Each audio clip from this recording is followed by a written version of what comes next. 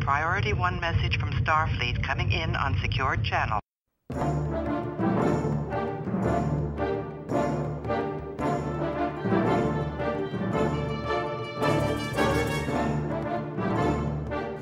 You are listening to the TrekRanks Podcast, a member of the TrekCore Transmissions Podcast Network. This is episode 14, featuring the top 5 time travel episodes.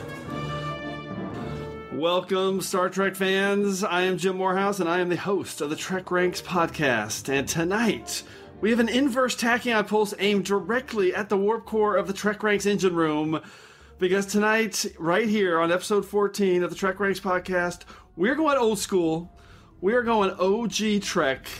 This topic, it's been on my list since the very beginning of the first time I ever thought about doing a TrekRanks podcast. It's been right there on the short list. And you really can't get any more Trek than when you're talking about time travel. So tonight, we're doing a deep dive into our top 5 time travel episodes. All right, so tonight, once again, we are without Jeff Hewlett. So he was traveling this weekend, and the chemosite he was smuggling exploded, and it was this whole big thing with like a temporal displacement. So yeah, he can't be here tonight, but we're gonna get him back soon enough. At some point, we'll figure that out. So let's meet our guest tonight, who is here tonight, and we have 2 awesome Trekkies in the house. Our first panelist tonight is a friend of mine and contributor to the great TrekCore website, Mr. Ken Reilly. Ken, is your temporal vortex appropriately aligned? Are you there? I am here. Thank you, Jim. And I've got my subspace armband on. I'm safe to move about the anomaly here, so I think we're going to have a good time tonight. Oh, we have a Timescape reference. I love that. Could be a preview of somebody's pick. We don't know.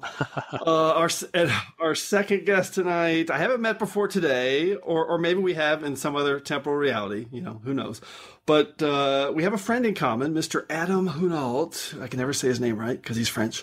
Who you may remember from a previous episode of TrekRanks where he helped us break down Voyager's top 5 high-concept episodes. And I've seen her on Twitter, and her Trek geek flag is flying very high. She is Teresa Jusino, and she's an assistant editor at the Mary Sue. Teresa, welcome to the TrekRanks Podcast. Hey, how are you? Good to be here. It is awesome to have you on board. And I want to jump right in because I always start with Trek origin stories. So I want to get that from both you guys. So Teresa, what is your Trek origin story? How'd you get into Star Trek? Well, flashback. We'll do a little time travel to about 85, because I was about 6. Good year. Yeah, 6 or 7, and I'm totally dating myself, and that is okay. But I used to live in New York, and the local WPIX Channel 11 affiliate every year would do a Trek marathon for New Year's Eve and New Year's Day. So my brother, who knew I was into all things space, I was like such a little space nerd. I loved Mars. I loved the solar system. I loved learning all about planets. And he was like, hey, there's this show that you will love. And I was like, okay. So I saw The Trouble with Tribbles is the first episode that I remember vividly watching. And I was sucked in immediately. I was like, bright colors, furry aliens, zapping around the galaxy, I am sold. And then I just got obsessed. And then once TNG was on, it was on. Like, that was my show, and took off from there. That is such a great starting point. Trouble with Tribbles. Mm-hmm. I mean, it doesn't get any more pure than that going back to TOS. Oh, I love it. All right, so, and now you're in LA, right? I am, yes.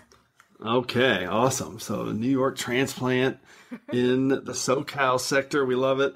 Mr. Ken, how about you? I don't think I've ever asked you this before. No, I don't think you have. Well, I'm a little bit younger than the two of you, not by a lot.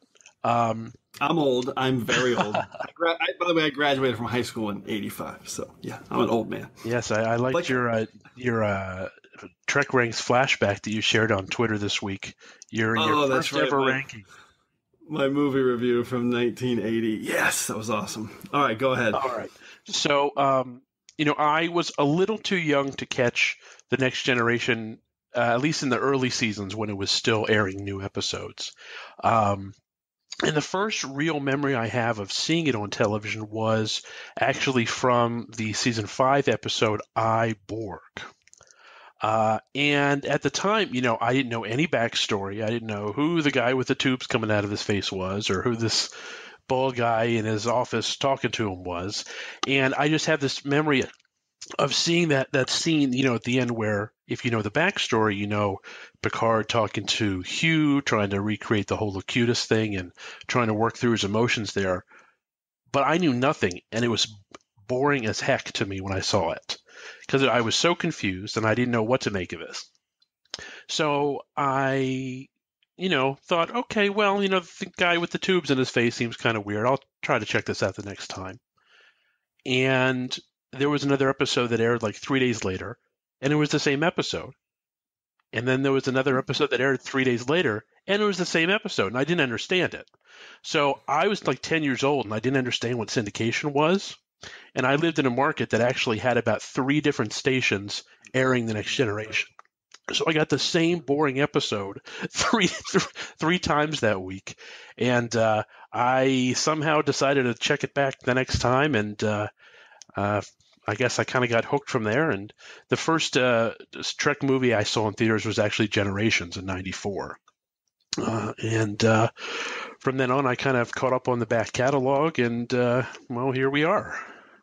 Yeah, you've just caught up on it a little bit, because I know you are a Trek expert. And I love that I, Borg is your starting point. That's it's kind of coming in sideways there at a weird time in the season, for sure. Yeah. I mean, you can come in anywhere. That's the beauty of it. iBorg times 3, I should say. That's right. So, all right. So before we get into our diagnostic cycle, let's do our quick Trek Ranks reset, which, as we know, always begins with infinite diversity. In infinite combinations. All right. So if you're joining us for the first time, that was the wise old Vulcan master and a young, angry Tuvok reminding us that at Trek Ranks, we're open to any and all ideas, and there are no wrong answers. That's what we're all about here. So just a reminder that Trek Ranks, it's all about the reasons we love Star Trek. We are not going to be here nitpicking. We're just going to talk about the things that we love, and that's what we love to do. It's literally my favorite thing to do. So none of our lists are going to be any kind of definitive declaration and arguments or about whose list is better. None of that. So on the, what we do is we use the ranks as a crutch to kind of start our conversation. So that's the Trek Ranks bottom line. And we love all Trek here, from TOS to TNG, straight through to Enterprise and the Kelvin timeline. And now we get to include Discovery. It's all fair game on the Trek Ranks podcast. Black alert. Black alert. Black alert. Black alert. And so with that in mind, that's our great new soundbite from Discovery. Oh my God, I love it. I love it. I just want to take a quick moment and remind everybody that Discovery is now in play for selections at any time on Trek Ranks. So that means potential Discovery spoilers are in play too. So just in case you haven't watched yet, I don't think that's going to happen too often, but just want to make sure that that's clear for anybody listening. And I'm also going to, at the start of every episode, just kind of state where we are in the Trek timeline. And right now, we are current through Season 1, Episode 7 of Discovery, which is so cool that we're got Trek back on TV. So, all right, and just one more reminder, we use episodes as our shorthand, but all 13 films are obviously in play for all selections too. So Ken, Teresa, any comments? All that makes sense for our background here? Totally. Didn't realize, actually, that movies were in play, so I might have a couple of extra picks later on that I didn't realize could be in play, so... Yeah, I forgot to stress that to you, but that's okay, because that just means you got more secondary systems to talk about. Exactly. Which we will be doing, so... And I think this is a great week to record this episode, Jim, since we just got our first time travel episode in Discovery. I know. I'm going to mention that later, because it's a little bit of a weird... consistency that's been happening with Trek Ranks. So, all right. So before we get started, let's have Lieutenant Uhura open up a channel so we can let everyone know how you can contact us. Hailing frequencies are open. All right, so for Trek Ranks, you can check us out on, or trek us out, either one works, on the World Wide Web at TrekRanks.com and at TrekRanks.tricordertransmissions.com. And if you'd like, you can leave us a message with your own picks. You can do that at 609-512-LLAP. That's 609-512-5527. And I'll give you that number again at the end of the show in case you want to leave a message for us. We'd love to hear from you guys. And I'm sure we have a Facebook too, but I don't really do Facebook, so I'm just going to skip over that. And for those of you enjoying all of our shows here on the Tricorder Transmissions Podcast Network, including Shore Leave and our amazing Disco Trek podcast with Heather Barker, who's just killing it over there. I love listening every week to their recaps. You might be interested in becoming a Patreon of our shows, which you can do at patreon.com/the Tricorder Transmissions. We appreciate the support and the Quatloos. And finally, you can reach me on Twitter at TrekRanks and also at Enterprise Extra. So hopefully we'll hear from you, because as I say every week, this show is better when we're hearing from you guys. So to wrap it up, Ken, tell everybody kind of how they can get a hold of you. Well, I don't have much social media of my own, but you can find me and the rest of our team, which sometimes includes you, Jim, which is always great, at TrekCore.com, on Twitter at TrekCore, or at TrekCore on Facebook as well. Awesome. I love being part of the TrekCore team. The best resource for Trek. All right, and how about you, Teresa? How can people get a hold of you?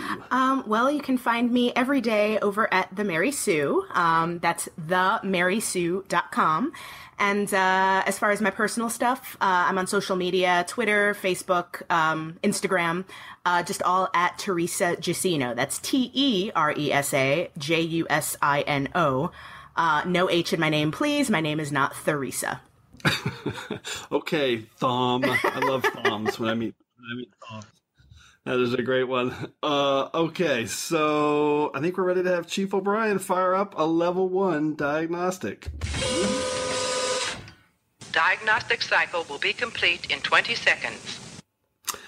Okay, so in tonight's diagnostic cycle, we're going to just quickly talk about time travel and what we think of it, I don't know, as a story device and just a part of Trek history. So guys, without getting into your Prime Directive that guided your picks, just want to hear a little bit about what you think of time travel. Do you like it as a storytelling device? Do you think it's a crutch? Or are you just kind of meh? So Teresa, let's start with you. And I also want to hear some of your like non-Trek time travel favorite shows or movies. So what do you got, Teresa? Totally. I love time travel. That's one of the things I hope that we as humanity actually get around to figuring out if possible. I love it. I think when it's used well, it can really illuminate lots of amazing things about a story and about ourselves. As far as like some favorites, Doctor Who is a huge favorite of mine. I'm a Whovian from the 2005 reboot. I love, first of all, just the fun of it, like just getting to see other time periods and stuff. Especially far in the future. I love it when they go to like the 51st century, rather than like going back to see Shakespeare, you know? It's like Shakespeare, been there, done that. Like I want to see what's gonna happen. I want to see like the end of time. That's awesome. As far as stuff that I am not crazy about, The Flash came to mind. Generally I love The Flash. The CW. The new show, yeah. I love comics, and I generally love the Berlantiverse as a group of shows, especially Supergirl. But I like The Flash kind of, and both in comics and in the show too, kind of highlights the problems with time travel in that just like like as an ideology, like going back to like fix problems. Going back to change certain things or right wrongs that you perceive, because then you just end up screwing up everything for everyone. Like certain things are supposed to happen and you have to learn from them. And It's like, I'm sorry your mom died. Lots of people's moms die. Not everybody can have the power to change time around. So like, I was just gonna say, he's just trying to save his mom, Teresa. Jeez. Why are you so mean? Oh man. Well, no, like, and I get that. And like, but I think part of the, eventually what Barry Allen learns is that, these are experiences that we grow from and learn from. And, so it's like, bad things happen to you, and like, and part of being a hero, if you're talking about superheroes, is being able to take that forward with you as you save others. Which you see in a lot of Trek episodes where Tapestry is a good example. Whether anyone's going to pick that, I don't know. So, okay. And Doctor Who has time travel? I don't think I knew that. That was a joke. Okay. Ken, how about you? Talk about some of your time travel favorites or just your philosophy on how you look at it. So, I have to agree with Teresa. I love time travel. It's one of my favorite sort of story concepts. And for me, the more complicated sort of time travel story, the better. The one you really have to think about and figure out the rules and what affects what, and if the future affects the past, or all those crazy things. But I do appreciate a story that has consistency and seems to have rules. And that's, I have to agree a little bit with what Teresa said about The Flash. I love the show, but some of the time travel stuff they do also just seems to be whatever they think is going to be cool or strange that week. And it doesn't seem to have much, much logic or as much logic as time travel can have in terms of what changing the past will do to the future, or going back in time will affect this. And so what I like is stuff that really has a clear, thought out plan for how the story is handling the conceit of time travel. So, some of the things of, outside of Trek that I really like, shows like Quantum Leap. It's simple and straightforward. You're back in time, you're changing the past, you fix things, you move on to the next one. There's a great series that ran for about a year on ABC called Daybreak that starred Taye Diggs in a time loop as a cop in L.A. Sort of like an action version of Groundhog Day as a cop trying to solve a conspiracy. Right now on NBC, Timeless is a really interesting show. Sort of about a sort of half government agency going back and stopping people from changing time. And then films like Time Cop with Jean-Claude Van Damme, Frequency with Jim Caviezel and Dennis Quaid, Denzel Washington and Deja Vu, if you've ever seen that, Tom Cruise, Edge of Tomorrow. And I have to bring up something which I think is probably a sore spot for you, Jim. I love Back to the Future, all three films, including the second one. No, see, this is going to be my main point. Because so Back to the Future I love. It's time travel done perfectly. He goes back in time. You see the effect. It's erasing the photo. There's only one timeline. There can be only one timeline. He's left 1985, gone back in time, and he's interrupted, and he's disappearing because he's interrupted his parents' meeting. Okay, so there's only one timeline. So Back to the Future 2, he leaves 1985 and goes forward in time. He can't be there. This is their rule that they've set up so perfectly in the first one. He's not leaving a time and going to another time zone. There's one timeline here. And it drives me crazy. As soon as he leaves on the DeLorean, he's gone. He's no longer in 1985. So he can't go see his own future based on the awesome story they told in the first episode. And I'm telling you, I was 18 years old going, what are they doing? This makes no sense. Anyway, I would say the conceit of that would be that until he does something in his travels that prevents him from returning home at the end, he'll always grow up to be in 2050. But you're in the DeLorean. He literally leaves. Oh, that's true. Like you're watching him on the street disappear. He's not there anymore. So anyway, that's my argument. But hey, we can rip on Back to the Future too, but we can't rip on Yesterday's Enterprise. It makes perfect sense. I don't care what Bill Smith says. So okay. All right. What about you? What are your general thoughts about time travel? I'm the same. I love time travel, and I think about it in the same way you guys do, or the way you said it, Ken, where the rules are clearly defined. I just love that. To me, the best time travel movie I've ever seen is Looper. It's just, I couldn't believe how well they set and define their rules. And if you haven't seen it, go see it. That's a great choice. Pretty amazing. Just incredible. So, but there's a lot of them. Edge of Tomorrow is really well done. I love Edge of Tomorrow. Yeah, it's great. But I will say that, well, actually, I'm going to save that for my Prime Directive. So, okay, let's check in with Captain Braxton on the TrekRanks Temporal Prime Directive. I do not concur with your captain's decision. She's following our Prime Directive. Define Prime Directive.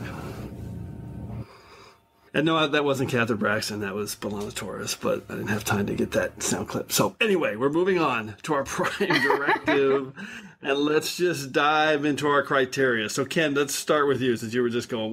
What's your Prime Directive in breaking down your top 5 time travel episodes? All right. So, as you said at the beginning of the show, there's no way I think we can come up with a definitive list of the overall best time travel episodes. There's just so many, right, in the Star Trek franchise. So I sort of limited my choices. And maybe I should say I expanded my choices by trying to include anything with any kind of temporal hijinks in the episode, whether or not someone actually travels in time or not. If the episode involves some sort of entity or object or person traveling from one time to another, that's how I made it eligible for my choices. Okay. But the second half of that is I limited my selections to episodes that had an impact on storytelling going forward. So, there's plenty of standalone episodes in the franchise about time travel that are great, that everybody loves, but by the next week they never happened or it's never mentioned again, right? So going back through the different series, I chose 5 stories that played somewhat of I don't necessarily say critical role, but an important role in storytelling for the series that followed after that episode or film premiered. All right, so you have a very defined criteria. I love this. This is going to be fascinating, and it's probably a good idea because I found myself kind of that same trap. So how about you, Teresa? Why did you break down your Prime Directive for making your picks? Yeah, I started with personal favorites because really it's all about me and that's all I care about. But the best way to start on TrekRanks. We love that. Yeah, but then I realized that a lot of my picks were from, you'll still see in my list, it's very heavy on certain series. So I tried to broaden as much as possible and kind of spread the love between all of the series, at least a little bit. So I tried to think about getting representation for not just one show, but several of the Star Trek shows.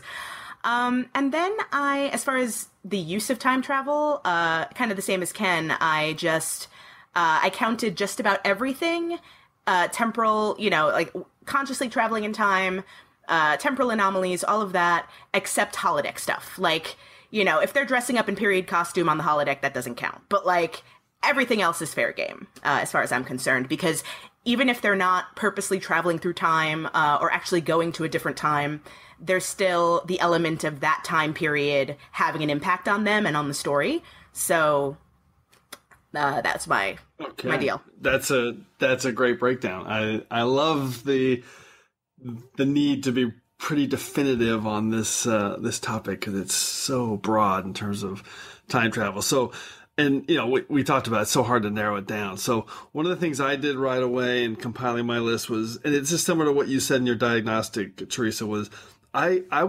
only wanted to go with pure time travel where someone's actually, or a group of characters are actually traveling through time and interacting in another time.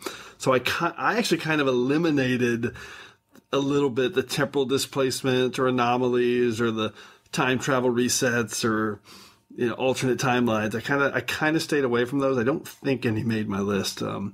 So yeah, I just went with really big time travel, which is and I looked for franchise impact too, which is something that Ken said. Mm-hmm. So, and I even considered the mode of time travel a little bit in my picks, just so I just really wanted to see people traveling through time. And side note, I love any time there's a time travel and the crew is affected by the time travel, and they try to call a ship or a Starfleet, and it's like, dun, dun, dun, there's no response.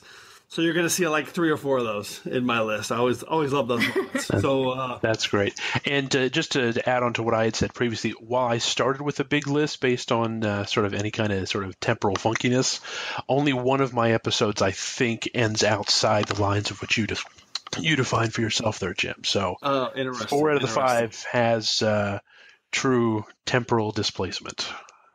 Okay, this is going to be good. All right. These lists are going to be very surprisingly different. I wasn't sure how this was going to go, but I think they're going to be very different. They might be, but you never know about the duplicates here on Trek Ranks. So, all right, it's time for the order of things and our old friend, Third Ramadaclon. I am a Jem'Hadar. He is a Vorta. It is the order of things.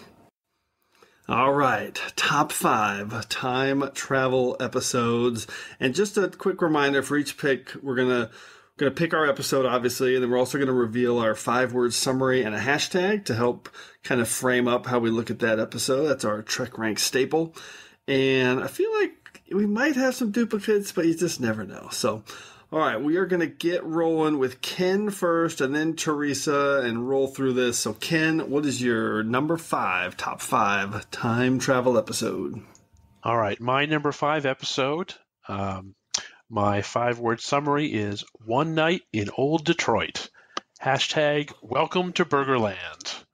That is episode 11 from Enterprise Season 3, Carpenter Street. That's Daniel's inspired. Daniel sending Archer and T'Pol back to Detroit in 2004, which at the time when the episode aired was in fact the future, to stop some rogue Xindi from killing Earth before it had a chance to form space travel.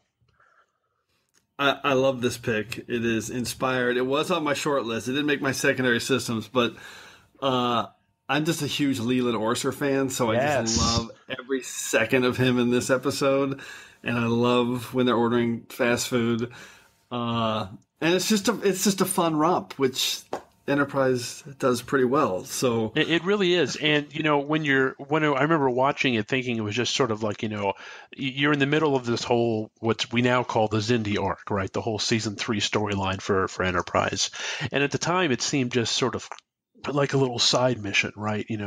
They go back, they solve the problem, they're back on the ship 2 seconds later, like nothing happened, and they move on with the season. But it really comes into play in a big way. At the end of that season, when Archer's really trying to split up the Xindi and get half the Xindi ranks on his side to save Earth, he uses this this sort of off-books mission that the Xindi reptilians did to serve as proof that the Xindi were all being lied to by the future spear builders, or if that's what they were called.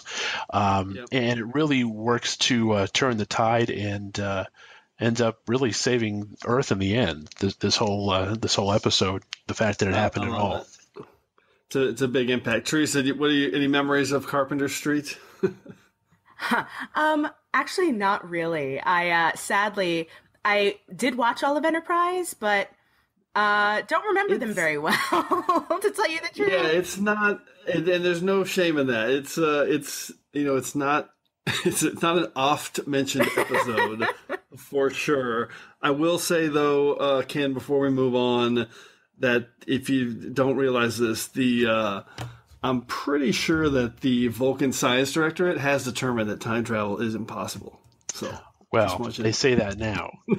And, okay. I remember at the time watching it, it seemed a little bit, I don't know if I was too excited about the episode when it aired, but watching it now, I really kind of get into it, not just because like what you said with Leland Orser and his great sleazy, slimy guy, the role that he plays, but, you can tell that, Bakula's having some fun, kind of getting out of uniform. Welcome to Burgerland. How may I serve you today? I'll have the double super beef, no lettuce. One double super beef without lettuce, please. You can make that a triple for only 40 cents extra. Do it. double will be fine. Would you like to make that a combo? Yeah, fries and a medium root beer. Will there be anything else today? A hamburger, ketchup only. You can make that a double for only 40 cents extra. No, thank you. Would you like to make that a combo? No, no combo. Will there be anything else today? Does the Fiesta salad contain animal products? No, but we can add 3 strips of bacon for only 75 cents more. Nothing for me, thank you. Sure. Quite. T'Pol's there kind of as his muscle. You know, she's running around Detroit in this great leather jacket, shooting people with their phase pistols and neck-pinching Leland Orser all over the place. It's really a good time. T'Pol is her muscle. I love it. All right, Teresa, let's move on to your number 5 pick. What's your first choice? Right. My number 5 pick, my 5-word summary is just one of Voyager's most harrowing. # Mama said there'd be years like this.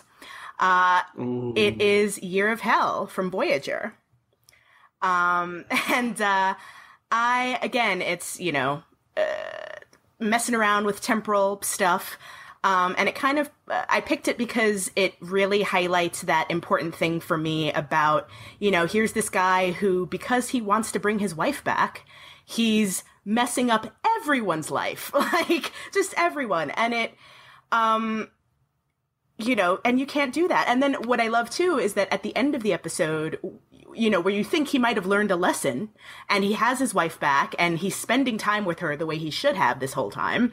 But then you look at his pad on his desk and it's like he's doing research on how to do all this stuff. So it's like, oh, is this all going to happen again? What's going on? It's like, you learned nothing. Great. That's awesome.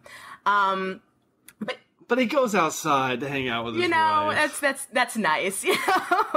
But it's just great. I mean, there's so much great character stuff. I love kind of Tom Paris and Chakotay when they are, just their relationship and the fact that they both kind of embody the two sides of the argument. And, Badass Janeway is Badass Janeway. And, it's great. It's one of my favorites. And Tuvok in this episode. I just love Tuvok and Janeway in this episode too. So, totally. Ken, any quick thoughts on Year of Hell, an all-time classic? Yeah, it really is. I mean, I really enjoy it because it really is the embodiment of the reset button right at the end. We're right back literally where we started, except, for the Voyager crew, I'd say. Obviously, what you mentioned with Anarax and all that's obviously changed. But it's really this wild, crazy adventure that, the ship's getting torn apart. The front of the bridge gets ripped off.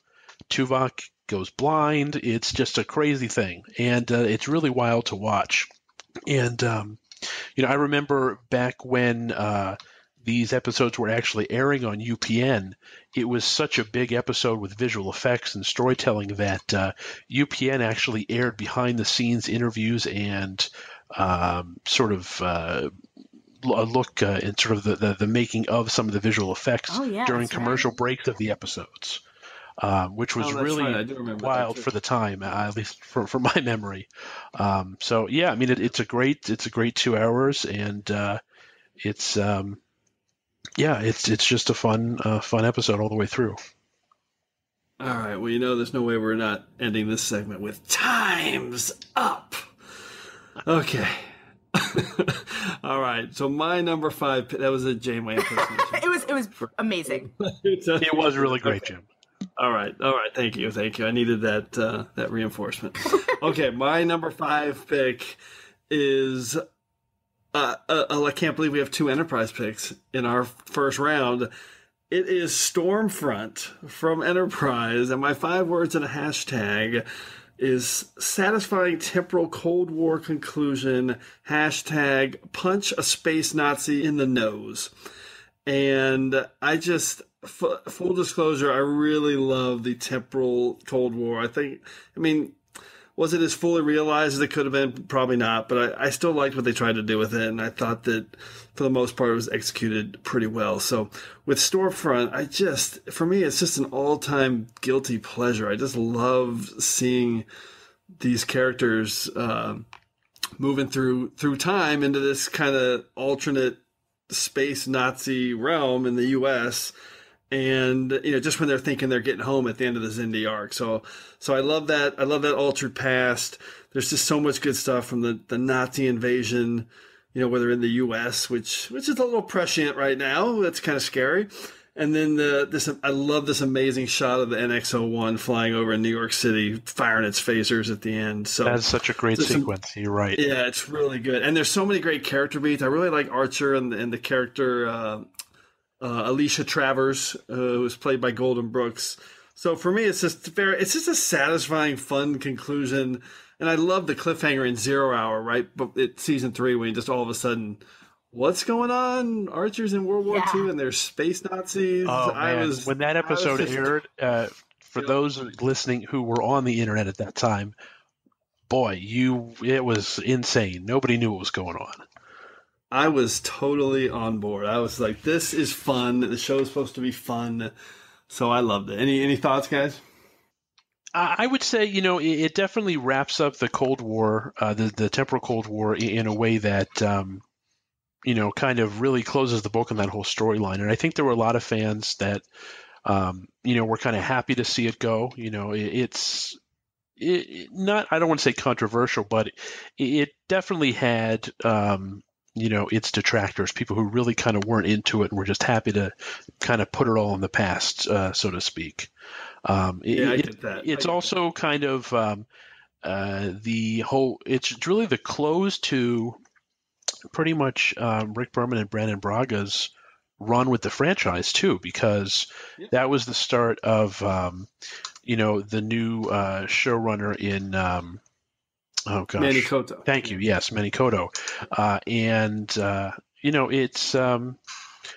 the visual effects are great, and they really did a lot of new visual effects work for that opening, from the giant space factory to, like you said, that great battle sequence over New York City, and even the alterations to Washington D.C. and there's that whole sequence of what it was like a newsreel footage of Hitler in the United States seeing the Statue of Liberty right in the beginning.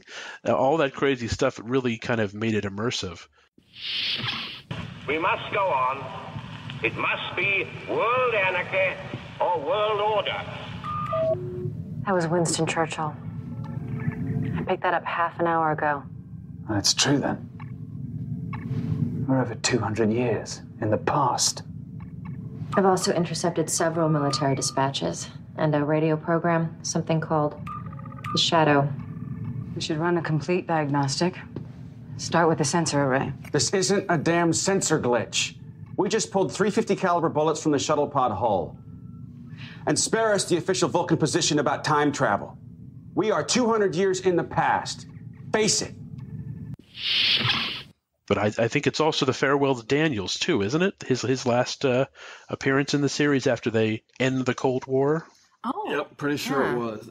Yeah, pretty sure it was. Teresa, how about you? Space Nazis. Yeah, no, I'm kind of a sucker for that. I mean, that's kind of the the gauge is like, let's go back and kill Hitler. Like that's always the time travel thing. But yeah, no, I there's something about 1940s period costume that I will always dig forever. But yeah, no, it was great. And this is actually one of the episodes of Enterprise that does stand out to me, as opposed to Carpenter Street, which I'm like, wait, that was an episode. You're gonna go back and rewatch it. And No, I need to do an Enterprise rewatch for sure. Yes. All right. So let's move on to round 4. And Ken, what is your number 4 pick? All right. My number 4 pick, my 5-word summary is just a Starfleet officer again. # Dueling Emissaries. That is season 4 of Deep Space Nine, episode 16, A Session. This is where poet Akoram Lan is tossed back into his future, or this Deep Space Nine's present. A poet from 200 years in the past of Bajor before the occupation, claiming to be the real emissary and bringing the old ways of Bajor back. Really controversial in terms of his impact to Sisko, Sisko's happy to give up the role, and then once he sees all the changes that Akorum Lana's bringing to the Bajoran people, even forcing Kira to eventually leave the station to go be a pretty terrible artist, he finally drags him back to the wormhole and sorts out this whole emissary business once and for all, really claiming the role for himself for the rest of the series. It's such a great deep cut pick. Oh my god, it was on my long list, but I eliminated it. I'll just say this episode, it blew me away. I just think it's awesome, super underrated. But at the end, when you realize at the end, wait, what? The Sisko, he is the emissary and he wants to be the emissary? This is where the show is going? Mm-hmm. That blew me away. I just thought that was so well done. And you know, if he really didn't solidify his sort of claim as the emissary, his embrace of the role in Bajoran people, you know, you wouldn't have the great episodes down the line like Rapture or The Reckoning, or really everything he does at the end of the series in the Fire Caves. You know, if he wasn't really the emissary and didn't believe it, you know, there's no way he would have ended up going to those lengths and you know, doing what he does there to sort of save everybody at the end of the series. Yeah, for sure. Teresa, what are your thoughts on it? I agree. This episode is awesome, and I love me some Deep Space Nine. And I love this episode because he owns being the emissary, because for so long he's so resistant. And one of my favorite things about the show is that push-pull between, you know, the spiritual side of things and you know, the kind of Starfleet science-based, you know, stuff that's going on. And I think it's really cool to see Sisko embrace that side of himself and his destiny. Whether he, you know, regardless of what he actually believes and whatnot, it's like taking on that responsibility is huge. And I love seeing him kind of open up in that way to it. Yeah, I love that. It was pretty groundbreaking at the time. So I'm pretty sure your guys' Dajaras would be that you're podcasters because you're both killing it right now. So, and hey, the other great thing about this episode, we get to see Kai Opaka again for the first time in 4 years, and the last time. And I am a huge Kai Opaka fan. I love her. All right, Teresa, what's your number 4 pick? All right, my number 4 pick, the 5-word summary I've got is Guinan experiences Tasha Yar FOMO. # getting to know you. This would be yesterday's Enterprise from Next Generation. It's a classic. Yeah, I couldn't resist. And you know, and it is kind of, you know, just an excuse to bring Denise Crosby back. And that's totally okay with me. But I love this because I love that it's so much from Guinan's perspective, and that kind of wish that I think, you know, many people have, as far as like you hear something, you know, you hear so much about a person that you've never met, and here's your chance to like actually be with them in the flesh and kind of see how they operate. And I loved that aspect about it. And I love that it ends with, you know, Guinan talking to, I think, Geordi, and saying, you know, tell me more about her. Like, this is going to impact her and her relationship with the crew, even though she's the only one that knows that this happened. It's going to impact, you know, her relationships with them moving forward. I just thought it was so great. Then I can't ask them to go back. You've got to. Guinan, they will die moments after they return. How can I ask them to sacrifice themselves based solely on your intuition? I don't know. But I do know that this is a mistake. Every fiber in my being says this is a mistake. I can't explain it to myself, so I can't explain it to you. I only know that I'm right. Who is to say that this history is any less proper than the other? I suppose I am. Not good enough, damn it! Not good enough! I will not ask them to die. 40 billion people have already died. This war's not supposed to be happening. You've got to send those people back to correct this. And what is the guarantee that if they go back, they will succeed? Every instinct is telling me this is wrong, it is dangerous, it is futile. We've known each other a long time. You have never known me to impose myself on anyone, or take a stance based on trivial or whimsical perceptions. This timeline must not be allowed to continue. Now, I've told you what you must do. You have only your trust in me to help you decide to do it. It's so epic. It's definitely one of my top 10 episodes at TNG Trek Ranks. I absolutely love it. And I love Rachel Garrett, the captain of the sea. My God. She's just amazing. I would love to see more stories with her. How about you, Ken? What's your take on it? Yeah, I mean, yesterday's Enterprise, you can't go wrong, right? And, I love that it took, it took, at least a whole year until we got to see, the effects of that time travel journey with the appearance of Sela in the Romulan Empire, Denise Crosby's alter ego. I think for as standalone and episodic as TNG could be, that was a real big risk, because if you missed that episode, you would have no idea what's going on when Denise Crosby shows up if you only saw Tasha in reruns, right? Mm-hmm. Yep, you would be confused out of your mind. And, how well the character of Sela worked in the end, that's a little up for debate. I'm not sure it was totally successful. But I think it definitely had a great impact on opening up the Romulan side of the story for the Next Generation era. Yeah, it's just an all-time classic, and it is time travel at its most tricky and just best. And in so many ways, you could say it probably shouldn't have worked, but I just like the story about how essentially it was written over Thanksgiving weekend of that year. They were running behind on scripts, and they had to work through the weekend, and Eric Stillwell and his writing partner just ended up having to work over the holiday and turn it in the week after, and that's what we got. Yeah, the background of it is pretty amazing how it came together, because everyone thought it was a hot mess, and it ends up being a classic. Okay, so let's finish off round 4 with my pick, which I'll start with my 5 words and a hashtag: temporal fun in the LA sun. Hashtag, anyone ever tell you you're a real freakosaurus? I love Future's End. Again, it's kind of a guilty pleasure, but again, it's the crew going somewhere, traveling in time, and this is definitely top 10 in my Voyager Trek Ranks number 6 and 7. It's just so much fun. The setup with Captain Braxton's great, and he comes back in Relativity, so there's a nice little sequel that goes along with this episode.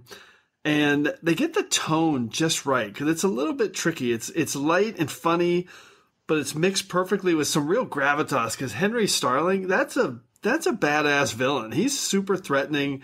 He's legitimately a scary villain in terms of what he does to the Doctor.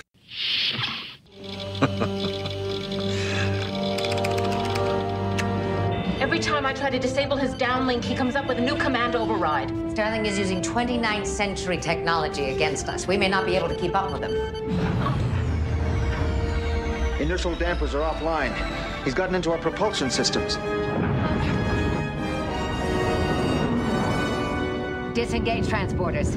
Destabilizing matter stream. Transporters offline.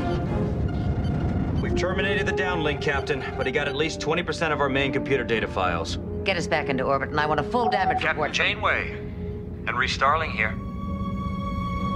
This is Janeway. USS Voyager, Intrepid class.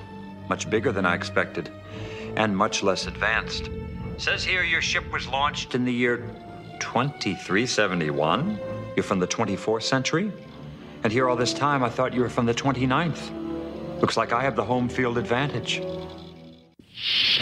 And then in part 2, you got those creepy alt-right jerkwads who totally voted for Trump, who are holding B'Elanna and Chakotay prisoner and threatening them. So these guys, there's some heavy stuff mixed perfectly with, I think, a great, Sarah Silverman's amazing. I just love the tone. I love Paris and Tuvok, and I love everything about this episode. Oh, and a special bonus, we get the 29th century mobile emitter out of the deal for the Doctor. So win-win. One of my favorites. Absolutely. Teresa, you go ahead and share your thoughts. I mean, I love this episode as well, and I think it's like one of the best Tom Paris episodes too. I just love him in this. And Sarah Silverman was an awesome guest star. I've never seen her more earnest, I think, since. But yeah, this is Such a good word. He's so earnest in this. It's fantastic. Yeah, no, I mean, I love this, and you're right. The mobile holo emitter is awesome because that allows so much more to happen with the Doctor, and I love the Doctor. So this just makes everything better all around. Yeah, I mean, I really like, what Ed Begley Jr. does with Henry Starling. He's sort of like, now we'd probably call him an evil Steve Jobs, right? He kind of takes over Voyager with his little sonic screwdriver deal. And, we end up getting that classic sequence of Voyager flying over somebody's house and their camcorder recording when Cass and Neelix are watching all the TV feeds. I think that, it gets a lot of that whole sort of mid to late 90s California feel in the episode for sure, since so much of it was shot on location. But, I kind of think the sequence where, like you talked about, Jim, where Torres and Chakotay crash and they're captured by those sort of, militia guys. That feels. I believe I called them creepy alt-right jerkwads. But, yes. Go ahead.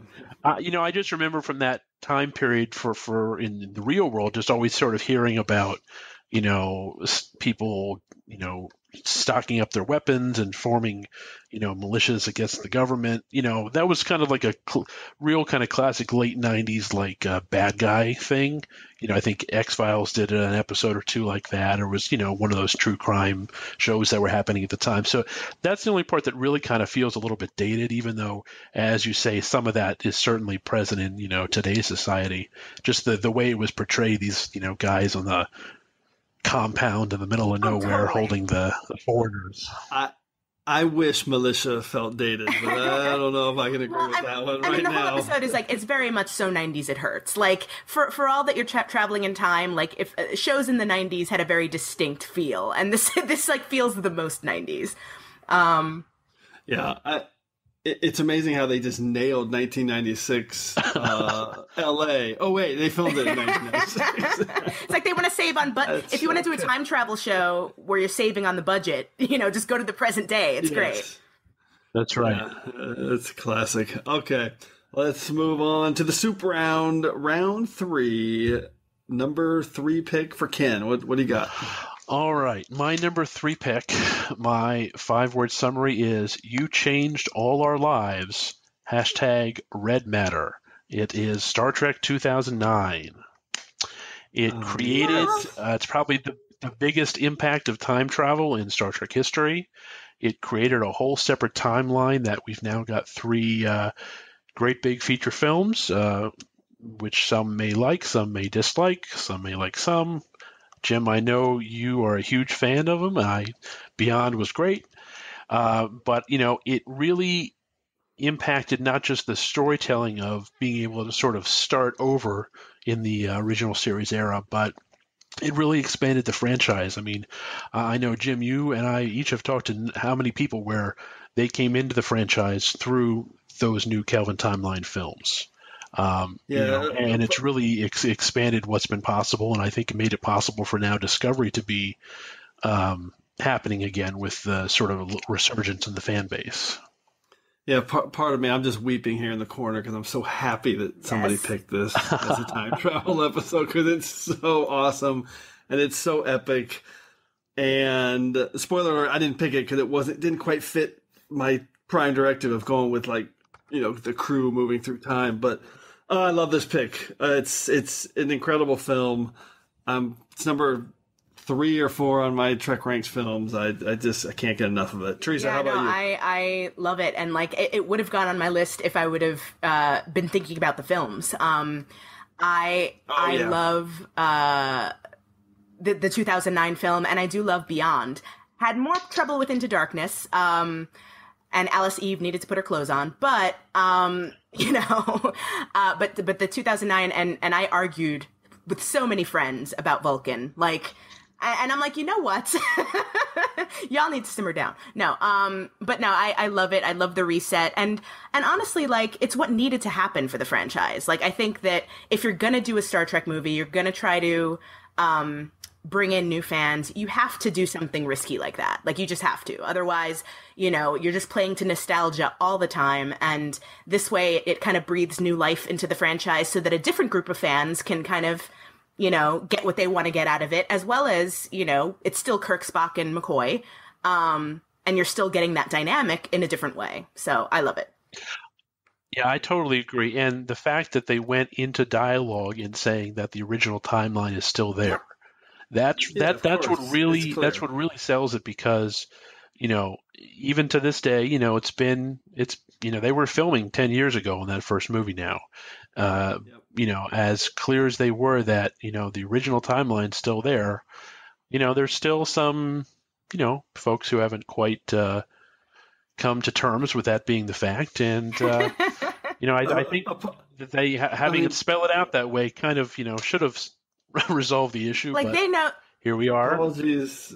Yeah. Oh no, I was going to say they knew what they were doing with that. Like, they knew they were going to piss off some people, but they also knew it's like, you know what, we have to do this. And although I have to say, and I'm a huge fan of J.J. Abrams just in general, but it kind of hurts my soul whenever I hear him talk about Star Trek, like, because he. Yeah, but it's okay. See, I always defend it because he's being honest. He's like, hey, I didn't. And when Pete talks about not having an entry point and people rip him for that, I'm like, there's 700 hours. He didn't have an entry point. He didn't know how to get into it. There's like 12 hours of Star Wars, people. That's easy to get into. I mean, he only had original series that he needed to worry about, but it's still 80 hours, and it's still, he just.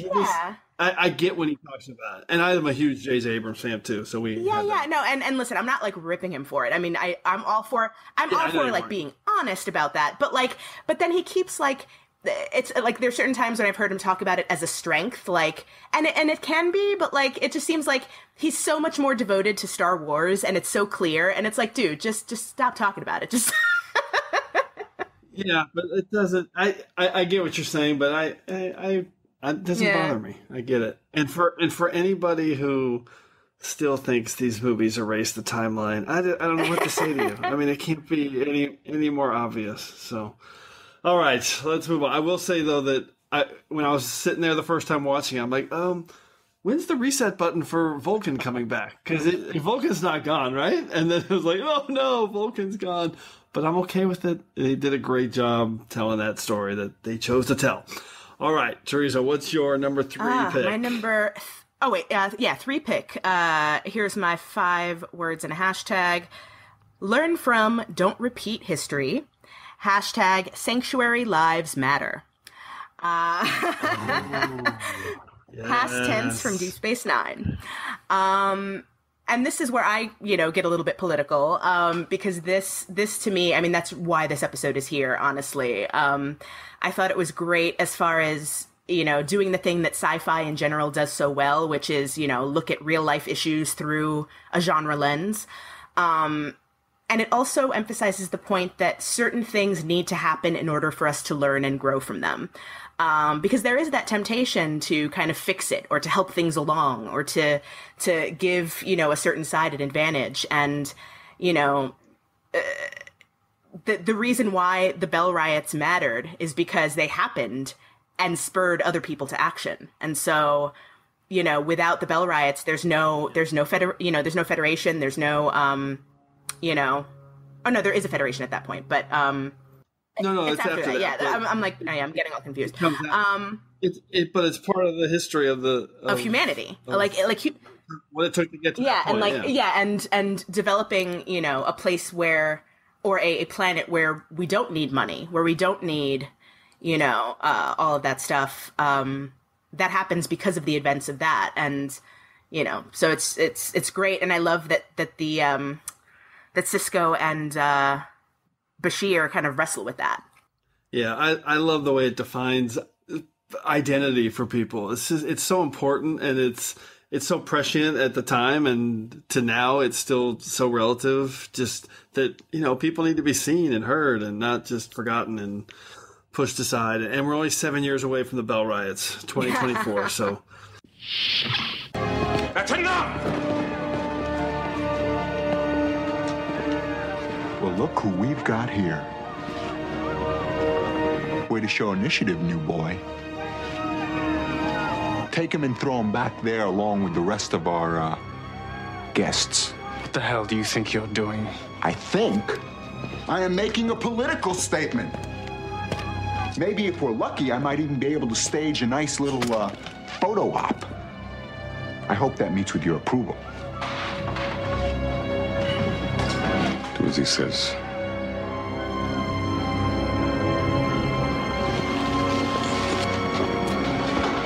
Well, all right. I've waited a long time for this. And I know I won't be disappointed. Ain't that right, new boy? The name is Bell. Gabriel Bell.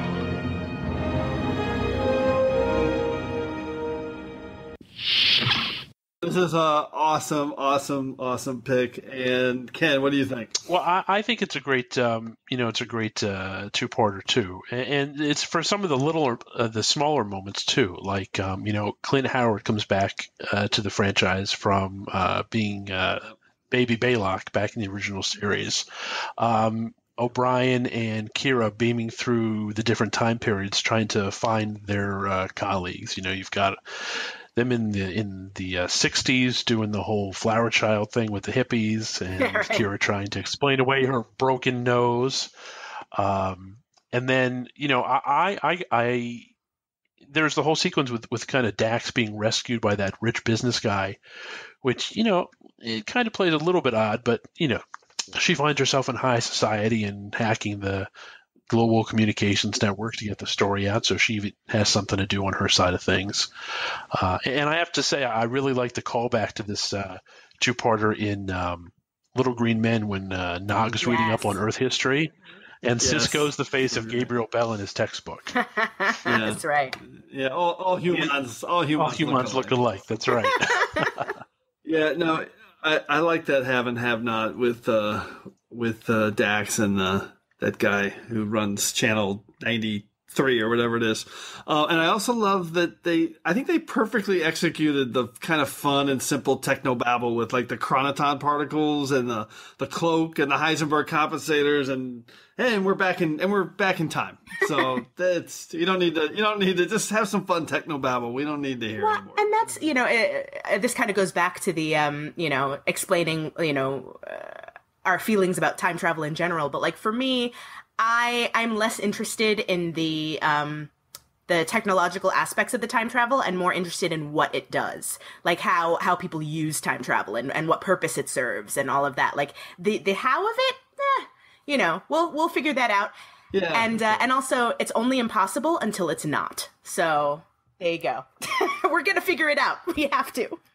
All right. Well, from one classic, at least in my book, to another classic to close out round 3. My number 3 pick, it's an all-timer. It is City on the Edge of Forever from the original series. Of course.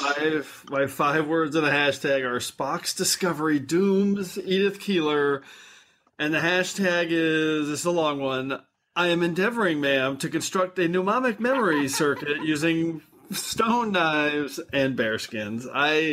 It's a good thing you're getting those 280 characters on your Twitter soon, Jim. Yeah. You just can't not pick it. It's incredible. It's got so much heart. Just so much heart. I love it. And I will go on my normal rant because I always I go off on this. There's this false narrative out there that it's taken on this weird life of its own, that somehow this episode is great sci-fi and it's great TV, but it's not great Star Trek. And I could not disagree with that anymore. It's this huge sci-fi concept. It's time travel. It's Kirk and Spock hanging out. They're bantering with each other. There's this big dilemma with, heart and grit and emotion, and it's just pure Star Trek. I just don't get that false narrative. It drives me crazy, so I always rant on it every time I talk about this. And McCoy Teresa? Coming through, like it's the classic like Kirk, Spock, McCoy kind of balance, and like the fact that all 3 of them are so integral to what happens, and that they matter so much to each other. Like that relationship is so clear in this. Yeah, the performances are just immaculate. It's perfect storytelling. and I cry like a baby every time. How about you, Ken? What's your take on it? Yeah, I mean, I think it's like you said, it's the classic for a reason, right? I mean, it is the story, and it deserves everything positive that's been said about it. Sort of branching out for where the episode leaves you. It's interesting that the episode was referenced most recently at New York Comic Con by Kiva Goldsman, one of the producers on Discovery, talking about how the new series is so serialized, right? How the new series is really one season of one season long movie or one 15-hour episode. And what he referenced was, he referenced City on the Edge of Forever, that if the original series was as serialized as modern television, Kirk would spend 6 episodes sort of dealing with his feelings and the emotions of Edith Keeler's death and everything that time travel story went into him. But I think he kind of sums it all up when he says, let's get the hell out of here, and doesn't look back. Yeah. Such a great moment. And I love that reference because it shows you how good they did it, because even though you don't get that long, drawn-out storytelling in today's modern era of TV, you still feel all that impact. It's all there. It's all on screen. So it's genius. All right, let's move on to round 2. Don't have any duplicates yet, but I will say I can personally guarantee there will be one. So somewhere we have a duplicate. Dun, dun, dun. All right. Have you already been to the future, Jim? Have you already experienced temporal inversion? No, this is just a logic problem that I have solved. Okay, Ken, what is your number 2 pick? All right, my number 2 pick, it's going back to the Gamma Quadrant here. My 5-word summary is 8,000 people no longer exist. Hashtag Yedrin Dax. It's season 5's Children of Time. Oh, wow. You are killing me. You're killing me. So good. It's on the surface, again, it seems like a real standalone episode. At the end, all the guest stars were never born and never came into creation. But the whole interaction between the Defiant crew and what we learn are their descendants there on the planet from, the Klingons, some by blood, some by choice, the sons of Moog, to Yedrin Dax still carrying the host, the Dax symbiont after 200 years, to O'Brien finally giving in and seeing that these people he can't let them die, so he's going to give up his family at home to join the crew and go back and create this society. It really is a powerful story how everyone at first is excited and then kind of terrified, and then they want to run away. And even after they uncover that Yedrin Dax is sort of lying about their chances of escape, they still make the group decision to go back in time and create this society and sacrifice their lives. Except for old wise Odo, who changes the story and finally reveals the big secret that he's been in love with Kira for all these seasons of the show, and she had no idea. How about that?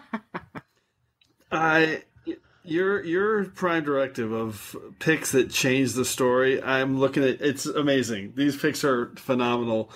And I love this episode. It's definitely like top 50 on my DS9 list. Mm-hmm. And I'm trying to remember, I can't remember who said it, but the line, was it Dax? He said, they existed if we remember. It just kills me every time. It's such a great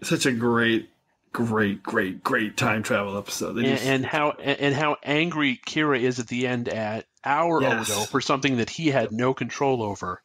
And then it takes deep into at least the next season before, she starts to really kind of get normal around him again, and finally builds up to, the build up to what eventually becomes his way and their whole relationship for the rest of the series.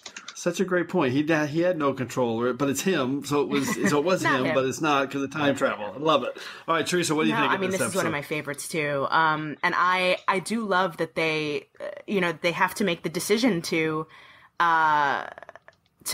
let these people go. But then, it's true what Jack says, that it's, these people will live on as long as we remember them. I love that you brought up that quote.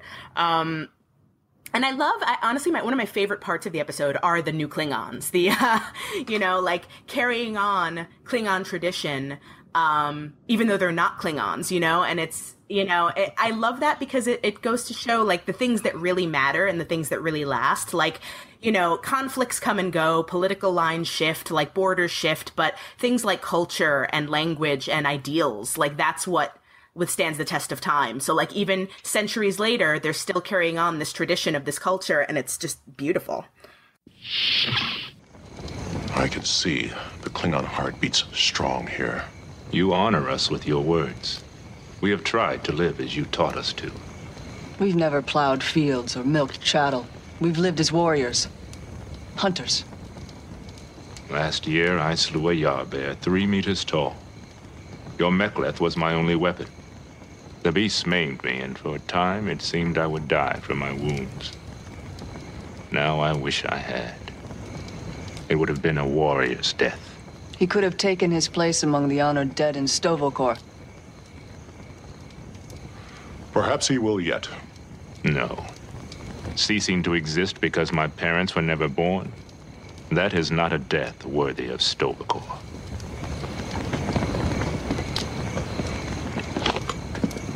Kill me, Worf. I have no enemies to fight, no glory to be won. Give me an honorable death.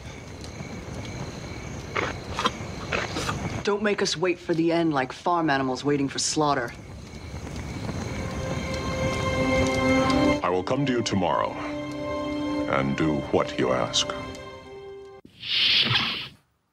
Yeah, and there's the kid who says to Worf, "Someday I'm going to grow up and be a Klingon too." Or, I'm going to go join him and live off the land and hunt the wild beasts. And he's so proud. I love how proud Worf is too. Like he's digging it. That's true.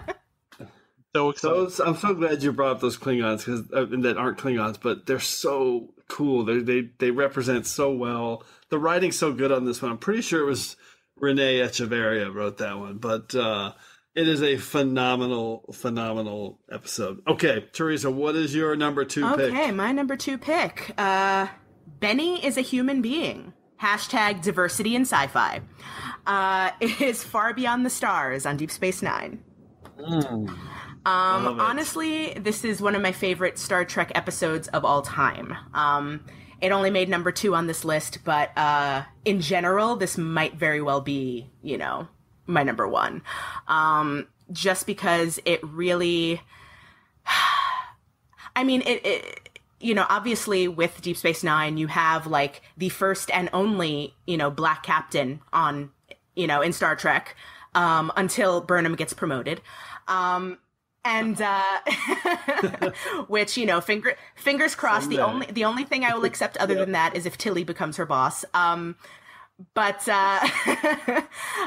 yeah, so like examining things like race is so important for this show, and this really just Avery Brooks's performance is like ridiculous. It's so good. So good. But also I love that it doesn't only focus on that. Like it focuses on the author that Kira, I forget her name, but it focuses on women and what they were doing in sci-fi at the time, and just the fact that O'Brien is the one that writes the robot fiction, and that's what sells, and that's really good. It comes at so many different issues really well, and in a fun way, but it's fun.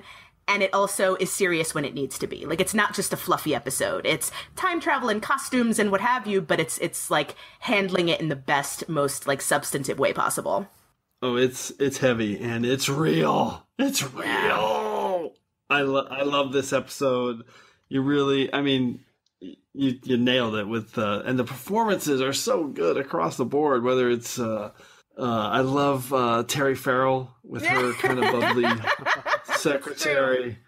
She's so good. And you know who I think gives his best Trek performance in this is Cirroc Lofton. Yes. Because it's a really interesting He really gets character. to loosen up a little bit. Yeah, and I could actually watch that character's story. It was really cool. And Michael Dorn, he just got so suave in that episode. I'm sure he loved taking the makeup off, but also just watching him be like the playboy. I'm like, dude, I love it. I love everything about it. And those great flashy bright blue or bright red suits he wears, those are really great. Hey, Benny, you want to buy a watch? Where'd you get that? I found it. Nice, huh? Now, Jimmy, you got to turn this around, and one day you're going to find yourself in some serious trouble. Anything I can get into, I can get out. And you keep thinking that way, and watch what happens.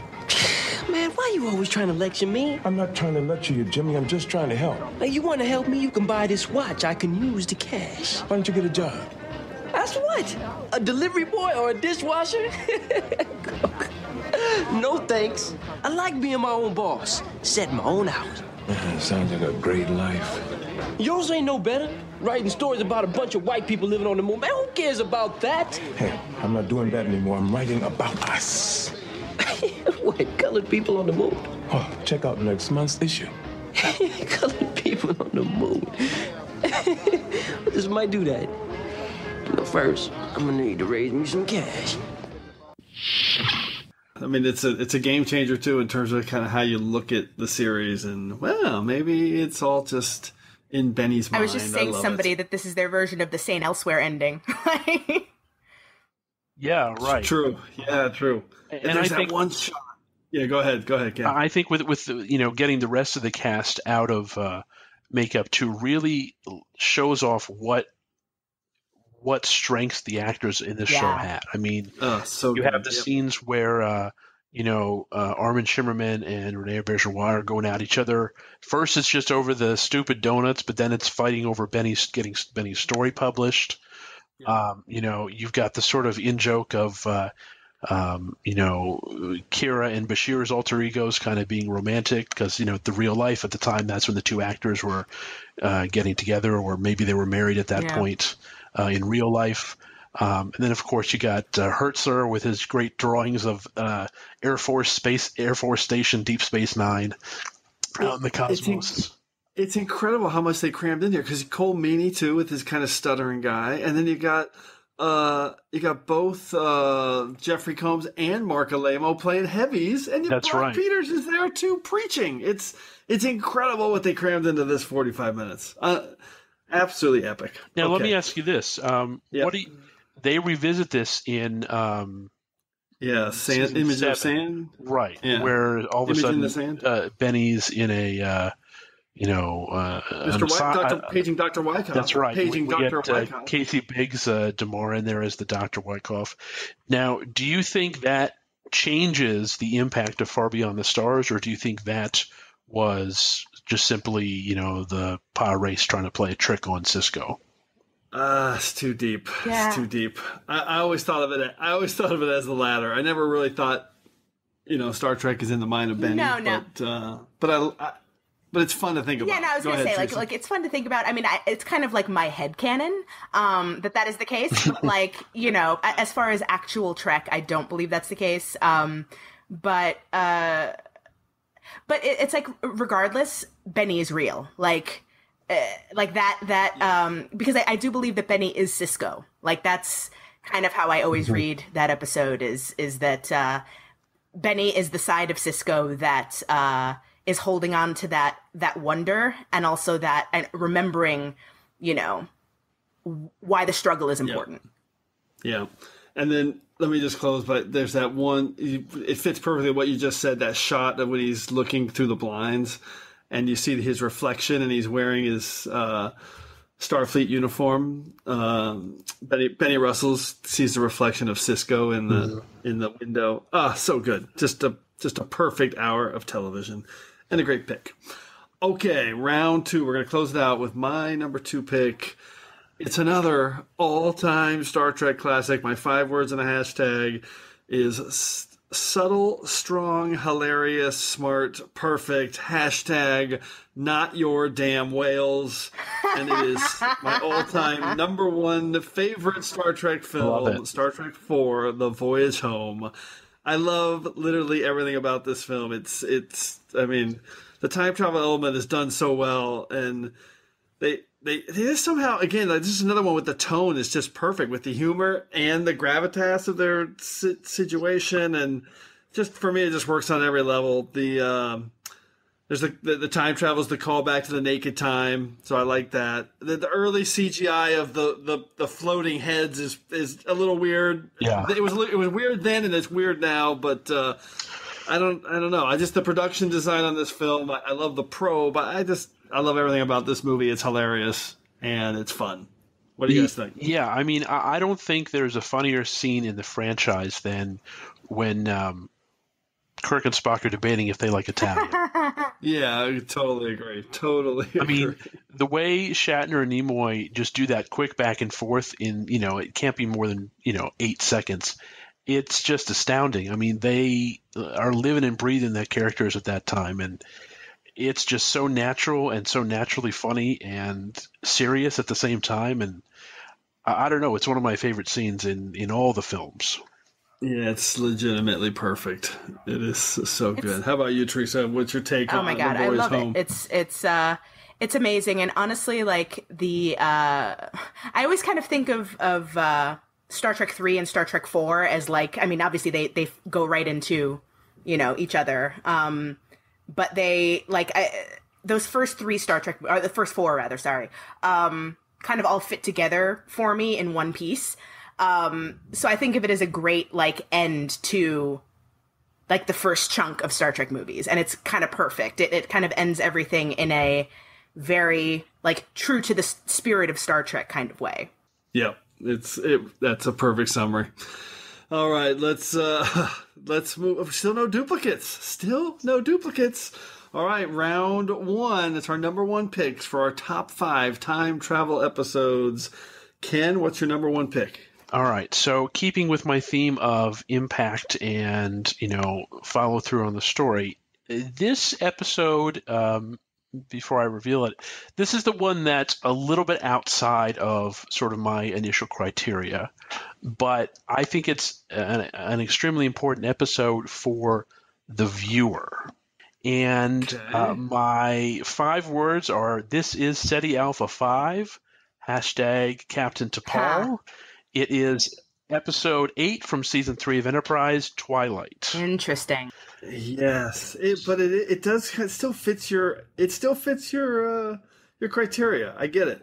But go ahead. This is an awesome pick. So there's no truly true time travel. No one is being displaced from time, but Archer gets hit with some weird space disease from, one of these temporal anomalies in the Delphic expanse. And throughout the episode, we finally learn that the only way to cure it is with some sort of space tech that ripples back in time and erases them from ever infecting him. So that's my criteria for how this fit within our time travel theme here this week.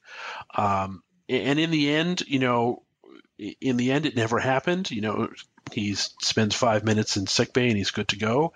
But the vision of the future that this episode gives of what happens if the Xindi win is something that then hangs over the entire rest of the season and really puts a spotlight on why the mission into the Expanse is so vital and important for Archer and the Enterprise crew.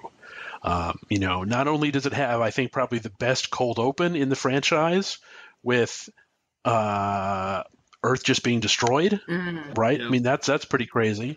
You've got Archer under guard, T'Pol in a Starfleet uniform. You don't know what's going on, and all of a sudden Earth explodes.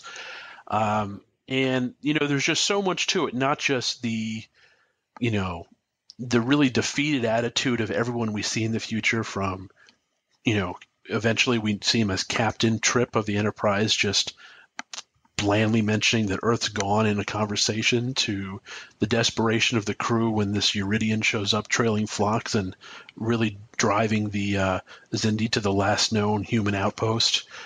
It's just, there's this air of sadness over the whole crew and everybody we see in the future, and we just, that's what happens if the Xindi win, and, we can't let that happen.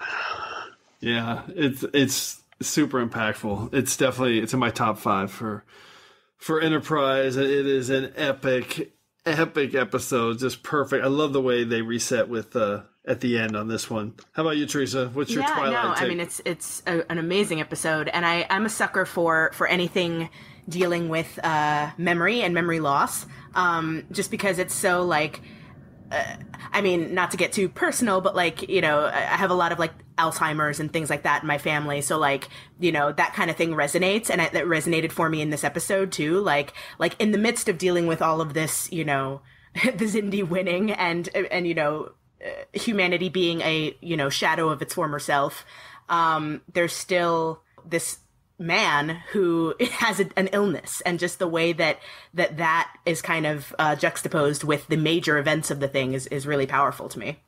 And what really gets me is thinking about T'Pol during whatever these 20 years are, having to explain the story every day of how everybody failed, how she screwed up, how Earth got destroyed, and she's stuck doing that. Just, she says at one point she doesn't always go into detail, but I can't, you know, living like that for all those years with that guilt and having to repeat it. Yeah, that's harrowing. Yeah, it's done extremely well. It's definitely one of my all-time favorites. And I have to say, a little favorite part is that you know, we get to see everybody in the future. People have different hair. Reed's got a weird goatee. Everyone's getting gray. And then Travis just gets killed without any dialogue in the first battle sequence, and he's out of the episode the whole rest of the time. Oh, poor Travis. That's brutal. By the way, great 5-word summary. This is SETI Alpha 5. I love it. Absolutely. Okay. All right, Teresa, what is your number one time travel episode? My number one is 5-word summary. This is the Trek OTP. Hashtag Team Edith. This is our first repeat. My number one is City on the Edge of Forever. Duplicate. We have a duplicate. All right. Go ahead. And you know, we talked about it a lot already. What I will say, because we didn't really talk about it from this perspective, but like, because talk about false narratives. You brought that up earlier, Jim. That one of the false narratives that you hear about Trek is that Kirk is a womanizer, and really, like, over the course of the whole original series, like, you know, he's not. Like, every time he engages with like, you know, they act like he's just having, like, rampant space sex everywhere. And the truth is, every time, like, there's these, like, key relationships that he has. And then whenever he's with some random alien woman, it's always for a reason. And it's the same tactics that, like, a female spy would employ, you know, like, it's you know, and you need to get information out of someone. You need to buy yourself time, whatever it is. Like, that's what happens. But Edith Keeler is like one of it's the thing I trot out whenever anybody brings up like the Kirk womanizing thing. I'm like, no, he likes them smart. He likes them to be activists. He likes them to care about people. Like, this is the kind of woman that Kirk genuinely wants. Like, and I'm like, when you see the love between them in this episode is just like, oh my god, like, why did this have to happen? And I also cry like a baby. Yeah, well said. The execution of this is so well done. You really feel the impact in him. It's just incredible the way they tell this story in 50 minutes. How about you? Any more takes on City on the Edge of Forever, Ken? Well, you know, I think, you know, we've kind of really mentioned all the high points of this, and the one thing that always kind of gets me is the fact that Spock understands how much that Kirk gives up when he lets Edith die. You know, he understands, Doctor, right? At the end, he knows what he did. The fact that even Spock was able to say, okay, this was some heavy-duty stuff, that tells you how real that connection was between those two. Yeah, for sure. I mean, a great pick. Teresa, I love your perspective on it, too. That's really, really good. Okay, let's finish it up with my number one pick. And we got another duplicate. We have another duplicate. It is literally one of my all-time favorite episodes that we talked about in round 3. It is DS9's past tense. My 5 words and a hashtag is the name's Bell, Gabriel Bell, hashtag, and I don't like your hat. Yes. I love it. There's not enough nice things I can say about this episode. I love it so much. You mentioned it before, Bill, all the strong characters and there's like all these great performances. Like, I love the guy who plays BC. I love that Clint Howard comes back. I'm a big Bill Smitrovich fan. He was the actor that played the kind of everyday Joe. That's right. Who they put it up as the face. I love that scene where they're going to talk to the outside, and Sisko says, "No, this guy is going to be the face of everybody because he'll connect with the public out there, so they can tell their story." The episode is just a complete wow for me. I just love everything about it, and it's the moment I do remember this in my Trek watching. It was right in the middle of season 3, and it was the moment for me when I just realized I think DS9 might be my favorite Star Trek ever after I watched that episode, because I was just starting to get really good at that point. And it turns out it is my favorite Star Trek ever. So absolutely, yeah, phenomenal episode. Great choice. What is it, Chief? They're not there. The entire Earth satellite network, it's gone. The space docks? The orbital habitats? All of it. The Utopia Planitia yards on Mars, the terraforming stations on Venus, Starfleet headquarters. I'm not detecting a single sign of Starfleet activity anywhere in this sector. Try non-Federation frequency. The only subspace signals I'm detecting are from the vicinity of Alpha Centauri, and they're Romulan. Well, that's impossible. Do you think Sisko and the others might have somehow altered the timeline? They must have. Then why weren't we affected? I'm not sure. Maybe when it exploded, the singularity that polarized the chronoton particles created some kind of subspace bubble around the ship, isolated it from the changes in the timeline. I'm not sure, but I'll have to run some tests.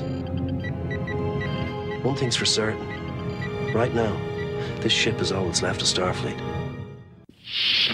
So, all right, any more comments on it from you guys? I think I'm good. I do just want to chime in that Deep Space Nine is also my favorite Trek, completely objectively, taking nostalgia out of the equation, because then it's TNG. But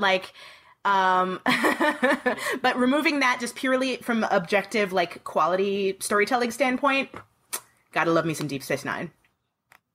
Always one of my favorite questions to get everyone's opinion on their favorite series. So that is great. Okay, so let's jump into some secondary systems. There's a lot of great time travel episodes that we didn't pick, and God, we can go anywhere. But I love the way, Ken, that you narrowed down your list. So, what are your secondary systems picks that you want to throw out there? So, there were a number of choices, and a lot of them more led towards the the more standalone type story. But I didn't have any TNG or Voyager on my list, which was a little surprising even to me when I finally whittled down. Some of the great standalones on TNG, obviously Cause and Effect, right? Obviously A Matter of Time with Matt Frewer coming in. Great standalone stories. A DS9 that almost made my pick was Visionary, when O'Brien's bouncing around in time. That's on my list. Yeah. Which is, it features the only time I think they actually blew up DS9 on the show, even though they undid it. Enterprise is E Squared. I almost had, but it felt too close to Children of Time in terms of the descendants and things being erased and that kind of stuff. All Good Things obviously almost made the list. It was would have been my number 6, with Picard revisiting the days of the Far Point, going into the future. Classic. You can't go wrong with that episode. No matter when you watch it. All-time classic. Yeah, and from the Voyager side, I almost went with Before and After, when Kes is bouncing around in time, but with my theme of trying to keep with episodes that impact the story, the whole episode ends with Kes being like, I got to tell you all about these Krenim bad guys, and then they meet the Krenim the next season and no one's ever heard of them.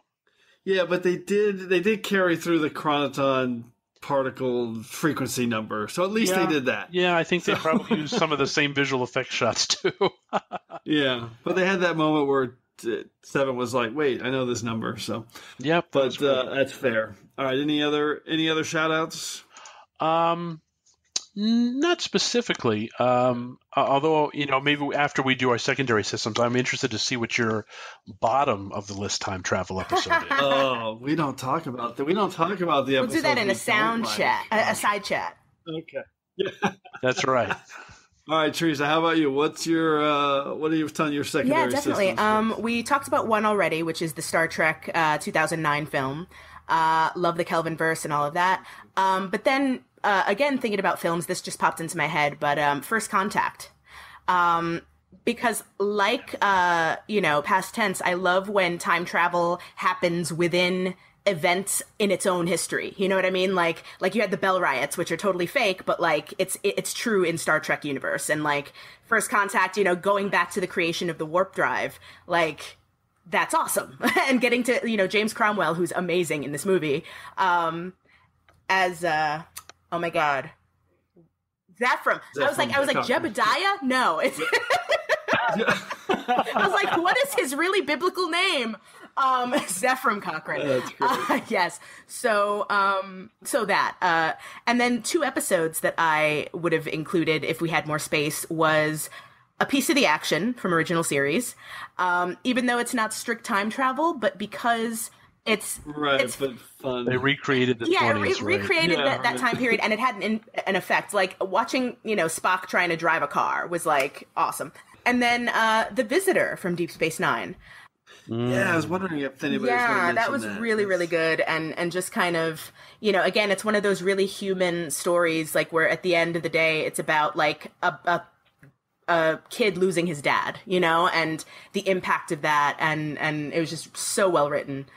So yeah. All right, that's awesome. So I'm just going to run through really quick. I had on my secondary systems, I broke it up into a couple of categories because I had Trek 2009 and First Contact, also Little Green Men, yes, and All Our Yesterdays, which I love. When I love the Spock and McCoy version of that. I don't like the Kirk side so much, but and Trials and Tribulations. Oh my God, is so great. Yes, but I know it's kind of this is dumb, but I just didn't think of it as a time travel episode because it's not really about the time travel, even though they go somewhere and they do travel in time. But so I know it's so great. So then outside of my Prime Directive, I had my time travel resets, and the one that we haven't mentioned yet, it's an all-time great. It's my top 5 of Voyager, and I love it. And it's time travel, but I didn't pick it because it's not kind of in my Prime Directive. It's timeless. It's just a perfect episode of Voyager. And then in my temporal anomalies, I had all the ones that you've mentioned so far. Visionary, I had The Visitor, Timescape, and then I'm going to throw out one at All Good Things in Twilight. One quick shout out to a great Deep Space Nine subtle episode, The Sound of Her Voice. I love the time travel trick. Time shifting, that's right. Yeah, the end of that's really clever. So there is actually one Deep Space Nine episode that I failed to mention that I couldn't really find a place for, so I didn't include her on either of my lists, and that's Wrongs Darker Than Death or Night. Ooh, we find out that's Kira's mom shacked up with Dukat during the occupation. Yeah, intense. Yeah, that episode's a little intense. Is a good it's tough to categorize. All right. So before we end, I'm just going to give a special acknowledgement, because you mentioned it before, Ken, to Magic to make the sanest man go mad. Yes. Last week's Discovery episode, which turns out was all about time travel. And I was just going to say, so in our last episode, we did gory moments. Mm-hmm. And I picked that topic before we ever met the tardigrade, which happened a few days later. So it was crazy that as soon as I picked, hey, we're going to do gory moments, the next 2 episodes of Discovery made my list because they had 2 of the goriest moments in Trek history. And now last week I said we're going to do time travel. And then 3 days later I'm watching Make the Sanest Man Go Mad, and there's a great time travel episode on Discovery. So I guess what I'm saying is this pretty much, whatever the next episode of TrekRanks is going to be, you can count on Discovery being a candidate for selection because it fits right in. So, all right, that was awesome. And now it's time to activate our regeneration cycle. Computer, activate regeneration cycle. Alcoves beta and gamma.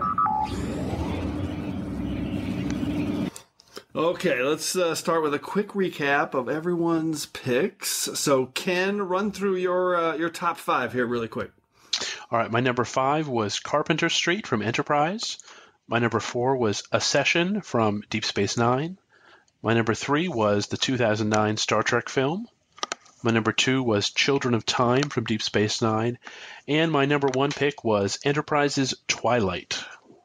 So that's a great list. You had 2 Enterprise, 2 Deep Space Nine, and 1 Kelvin. I love it. Great breakdown. All right, Teresa, how about recap of your 5? My number 5 was Year of Hell from Voyager. 4 was Yesterday's Enterprise from Next Generation. 3 was Past Tense from Deep Space Nine. 2 was Far Beyond the Stars from Deep Space Nine. And my number 1 was City on the Edge of Forever from the original series. Oh, I love it. So you had 2 from Deep Space Nine, and then 1 each from TOS, TNG, and Voyager. So that's a good cross-section there. And then I had Stormfront from Enterprise, and Future's End from Voyager was my number 4. My number 3 was City on the Edge of Forever, TOS. My number 2, Star Trek IV, The Voyage Home, and my number 1, Past Tense from Deep Space Nine. So I had 2 from TOS and 1 each from Deep Space Nine, Voyager, and Stormfront. So no TNG for me. The overall stats were no Discovery picks. I love that we say that now because we now have 6 live-action TV series. Only one from TNG. That is a little bit of a surprise. And 1 from the Kelvin timeline, so that's cool. Love when they get repped. And then 2 from Voyager, also a little bit of a surprise. They had a lot of good time travel. Janeway giving Braxton a hard time. 3 from TOS, 3 from Enterprise. So Enterprise was really representing today. And then 5 led the way for Deep Space Nine, which is amazing. Great. It really, really is. So, all right. So that's that was way too much fun. But as we do every week, we have once again entered a temporal causality loop. So before we can depart, it's time to hear from you. The Enterprise has been caught up in a temporal causality loop, and I suspect that something similar may have happened to you. All right, so our last episode was one of our deep cut specials. It was a super, super fun episode of the top 5 gory moments in Trek history. And holy crap, there are way more gory moments than you think when you're thinking about Star Trek's 700 total hours of episodes and films. So as always, we had a ton of great feedback, and there was a lot of love for the motion picture transporter accident, and of course the slaughtered, disfigured crew on the USS Glenn and Discovery. That we saw just a few weeks back. Yeah, that was brutal. I know, it was so bad. So, I mean, those were probably 2 of the most popular picks, but we got a ton of good feedback. So let me just go through a couple of great picks. Got to start with Trekkie Rick at Nerd Rick on Twitter again. One of his picks with his 5 words and a hashtag was truly inspired. He picked TNG Schisms, and his 5 words was Riker mutilated in his sleep. Hashtag horror implied by unknown amputation. Oh, that's a great pick. We found when doing this that there was a lot of the best gory moments in Trek were implied or kind of heard because sound was a big factor, and sound could be very creepy. So, all right, another great pick came in from Foz Rotten at FOZ Rotten on Twitter. We loved hearing from Foz this week, who we interact with on Twitter a lot. Thanks for listening, my friend. He was the only one to pick this one, which is Worf impaling Duras. I had forgotten about that when he murdered him in Reunion. And that was gory because that was a shocking moment and literally an iconic moment in Trek history. So that was a great pick. All right, another inspired pick came from at Brandon Mutala, one of our former hosts. He had he was on our show with Adam Hunault that I mentioned, doing the high concept Voyager episodes. He had a genius pick from DS9, The Darkness and the Light. I totally forgot about this. He chose Fala's transporter death, which, if you remember, that's when Dax is going to pick her up on this planet, and she beams up, and it's just a terrible death with her smoldering remains, it was very unpleasant to say the least. So that was a good choice. Awesome pick. And I got to say my favorite pick, or actually it's my least favorite pick, because I was actually annoyed that he reminded me of this moment, which I had blocked out of my mind. It came from the Borg at Star Trek 1701.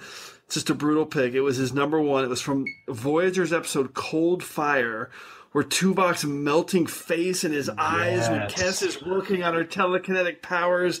I hate that scene so much. It just really like grosses me out. And his 5 words in a hashtag were brilliant. His 5 words was Tuvok's red in the face, hashtag sick burn, which is he just won the internet. Hilarious. So that's great. Yeah, that one's really, really good. So. All right, so I think that's enough to pull us out of our temporal causality loop. So as always, we want to just thank everyone for listening and all the great feedback. Keep them coming at TrekRanks to me on Twitter or at Enterprise Extra so we can retweet them. We love hearing from you guys. The show is better when we're getting feedback from you. So please put together your own list of top 5 time travel episodes and give us a call and tell us your list. It's easy. Call us at the Tricorder Transmissions at 609-512-5527. That's 609-512-LLAP. Hopefully we'll hear from you so you can be featured on the next episode of Trek Ranks. And in the next episode of Trek Ranks, we have a very unique topic for you. I'm super excited about it. So next up, we're doing top 5 episodes you grew to love. And that basically means it's episodes that when you first watched them, you didn't really like it. You didn't like it much. You didn't connect with it. Maybe you even hated it. Not that we hate any Star Trek, but maybe you did. And then you grew to love it. And now you talk about it and go, I really love this episode.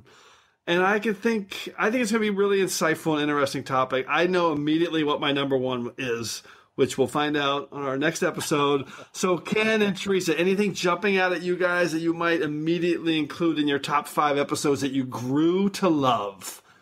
Boy, that's a hard one. I know, it's a hard one. Right? Yeah, something that didn't connect with you early on, but now you think back and go, man, I really love that. You know what? The very first thing that popped into my head when you said that as a topic was, and now I'm blanking on the title, but Dr. Crusher having sex with a ghost. Wow. Oh, there you go.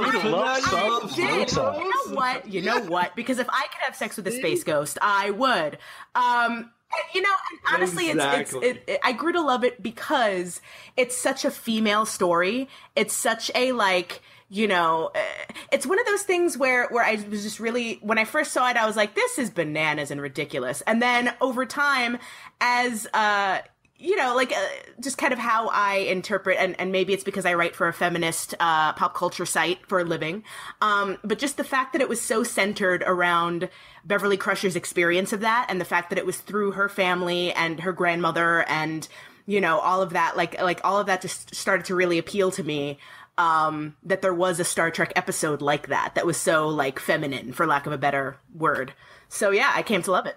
So Teresa, you have just proven that this episode is going to be awesome because you just chose some. And I know everyone will probably hate me, and that's okay. That's fine. No, it's people are going to love that. All right, Ken, what about you? Anything jumping out at you? Yeah, I mean, I kind of have to go with actually, and Teresa, your pick inspired me a little bit. I actually have to go with another Beverly Crusher episode, and that's Suspicions. Oh, so that's interesting. As her, science conference to developing metaphasic shields. So much of the episode is standing around and talking about stuff, right? Right. And there's a couple of visual effects shots. She gets to kick a little butt at the end, which is always fun. But, the first time through, and this is likely probably just, because when it would air, I was, maybe 12 years old. I just kind of thought it was boring. Just, so nothing's really happening. Where's all the cool Star Trek stuff? Just a bunch of guys in makeup talking about a dead guy. But watching it now, you really kind of see Crusher's drive to get the truth. She actually goes against Picard for one of the rare times that happens. Nurse Ogawa gets some fun stuff to do. and you have her blasting a hole in a weird alien's chest. It's really great. Oh my god, these picks! I cannot wait for this episode now. That is Suspicions and Sub Rosa. I love it. I'm not going to tell you what mine are, so just have to listen for next week. Yes, you will. All right, so before we wrap it up, just a huge thanks to Ken Reilly of TrekCore, the #1 website for all Star Trek. I know you go there because you're listening to this podcast, so you must, because you're cool. And also to Teresa Jusino of the excellent Pop Culture Nexus, the Mary Sue. All right, any final thoughts, guys? Hope you had a good time. Definitely. No, I love this. This is fun. And like, I so rarely get to actually just sit around and chat about Trek for this long. So it's like, I love this. I would happily come back anytime. Absolutely. I can't agree with you more, Teresa. Jim, this was a great time, and thanks so much for the invite. I thought this might be a quick episode. I think it might be our longest episode, which we don't care about. If you made it this far, that's exactly. right. All the time we need. Who cares? Right? Who cares how long this episode is? If you made it this far, we love you. All right. So thanks again for everyone engaging with us here on episode 14 of the TrekRanks Podcast. As always, I just want to close by saying I'm looking forward to standing with you again here in this place where I belong.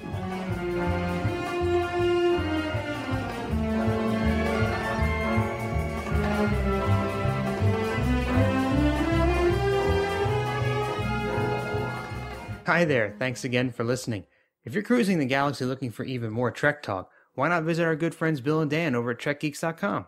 They've got a great podcast that covers a wide range of Star Trek topics, so you're sure to find something you'll love. And if you're in the mood for some awesome tunes, then you really need to head over to 5yearmission.net.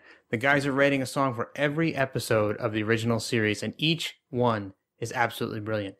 So that's TrekGeeks.com and 5yearmission.net. Check them out today.